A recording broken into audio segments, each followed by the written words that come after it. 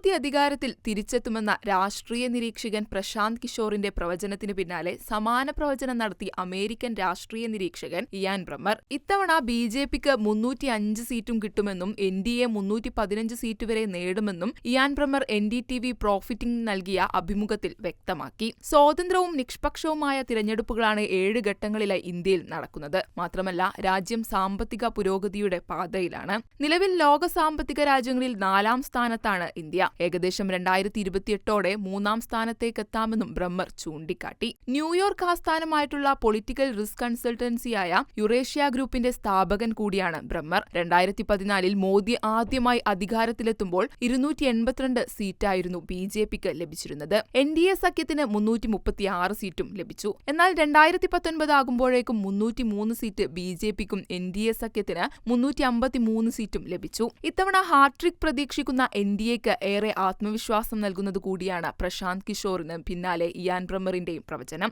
മോദി അപരാജിതനല്ലെങ്കിലും അവസരങ്ങൾ ഉപയോഗിക്കുന്നതിൽ പ്രതിപക്ഷം പരാജയപ്പെട്ടുവെന്നും ഇത്തവണയും NDA അധികാരത്തിലെത്തുമെന്നായിരുന്നു രാഷ്ട്രീയ നിരീക്ഷകൻ പ്രശാന്ത് കിഷോറിന്റെ പ്രതികരണം. തിരഞ്ഞെടുപ്പിൽ പ്രധാനമന്ത്രിക്കെതിരെ വികാരമോ രോഷമോ ഇല്ലെന്നും 300 സീറ്റ് വരെ ബിജെപിക്ക് കിട്ടുമെന്നുമായിരുന്നു പ്രശാന്ത് കിഷോർ പറഞ്ഞിരുന്നത്. പ്രധാനമന്ത്രി അവകാശപ്പെട്ടതുപോലെ 370 സീറ്റൊക്കെ അസാധ്യമാണെങ്കിലും സീറ്റ് നില 270-ൽ താഴില്ലെന്നും പ്രശാന്ത് കിഷോർ കഴിഞ്ഞ ദിവസം സ്വകാര്യ ചാനലിന് നൽകിയ അഭിമുഖത്തിൽ പറഞ്ഞിരുന്നു.